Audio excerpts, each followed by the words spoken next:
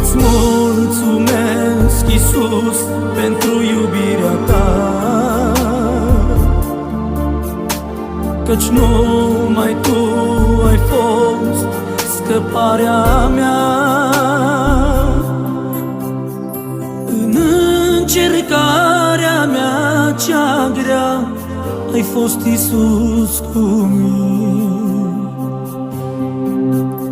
Nu mai lăsa, Doamne, să pierd ce lupta pentru mine.